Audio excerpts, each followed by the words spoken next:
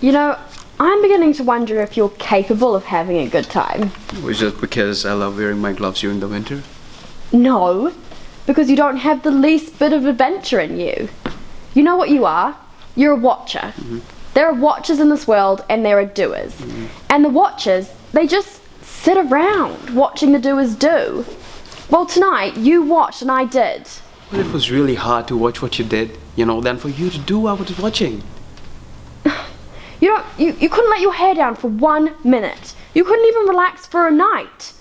Boy, Paul, sometimes you really act like a Like a what? A stuffed shirt? I didn't say you're a stuffed shirt. But that's what you're implying. No, that's what you're anticipating. I didn't say you're a stuffed shirt. But you are extremely proper and dignified. I'm proper and dignified? When was I proper and dignified? Oh, all right. The other night at Delfino's, you were drunk, right? Yeah, right. I was stoned. Exactly. I didn't know till you told me the next morning. You're a very funny kind of drunk, Paul. You just sat there, looking really unhappy, watching your coat. I was watching my coat, yeah, because I saw someone else watching my coat. All right, Corey, you know what? If you want, I'll get drunk for you sometime. I'll show you what a slob is. I'll make you hair stand at the end.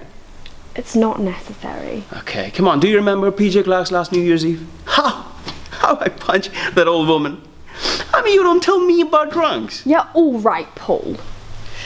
Okay, when else was I proper and dignified? All the time. You're always dressed right, you always look right, and you always say the right thing.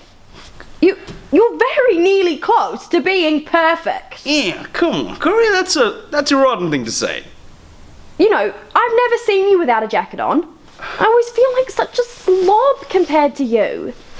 Before we were married, I was sure you slept in a tie. Oh, come on. That's ridiculous. Oh, and you're not, and that's just the point. Oh, like the other night. You wouldn't walk barefoot in Washington Square Park with me. Why not? Okay, that's a very simple answer. It was 17 degrees. Oh, that's very sensible, and it's very logical. But it isn't any fun. Corey, maybe you are right, Maybe you would have been... Maybe I'm like too proper and dignified for you. And maybe you would have been much more happier with someone more colorful. Someone flamboyant, someone like the geek. Yeah, well, he'd be a lot more fun than a stuffed shirt. I thought you said I wasn't. Well, now you are. I'm not going to listen to this. I'm just not going to listen to this. I have a case tomorrow morning in the court. Well, where are you going? To sleep. To sleep? How can you sleep now? Well, I'm going to close my eyes and count niches. Good night. You can't go to sleep now. We're in the middle of a fight. Well, you have the fight. Can you just turn off the lights when you're done? Oh, that makes me insane. You can even control your emotions. No, Corey. I have the same human emotions as you do. It's just that when I get tired, I sleep. And when I get hungry, I eat. And you eat and sleep too. Don't deny. Yeah, well, not... Because I have seen you. Not in the middle of a crisis. What crisis, Corey? We're just yelling a little. You don't consider this a crisis. Our whole marriage hangs in the balance. It does? When did that happen? Well, just now. It's suddenly very clear that you and I have absolutely nothing in common.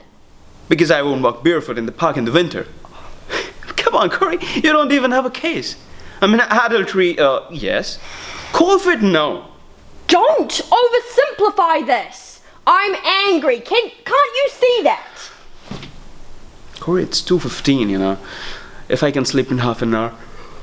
Yeah, I got a full 5 hours sleep. I'll call you from the court tomorrow morning. I'll fight over the phone. You won't discuss it. No, you're afraid to discuss it. I married a coward. Corey, there's one thing that I've learned in the code. Be careful when you're tired and angry. You might say something that you'll soon regret. And I am tired and angry now. Yeah, well, and a coward. I'm gonna soon say something I'm gonna regret. All right, Corey, maybe you're right. Maybe we have nothing in common. And maybe we rushed into the marriage a little too fast. Maybe two people should have taken more than a blood test. Tested their emotional maturity, behavior, common sense. I don't know what. Yeah, All right, Paul. Well, why don't you get it passed in the Supreme Court that only couples bearing a letter from their psychiatrist proving they're well-adjusted will be permitted to be married? You are impossible. Yeah, well, you're unbearable. Well, you belong to a nursery school. Well, it's a lot more fun than the home for the fuddy-duddies. All right, Corey, come on. Let's not just go there and... No, don't touch me. No. I don't want to be anywhere near you ever again. Come on, Corey, you know... No, I can't even be in the same room as you. I can't look at you. Why? I just can't. Not when you feel this way. When I feel what way? The way you feel about me.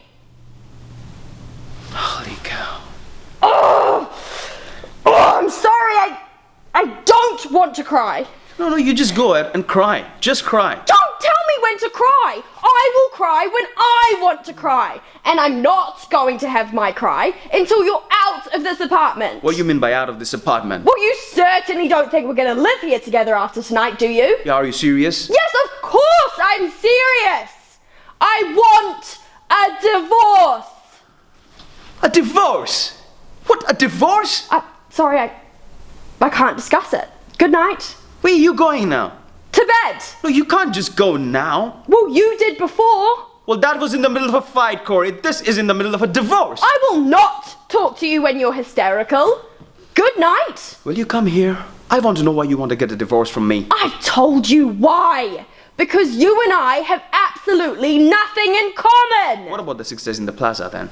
6 days does not a week make.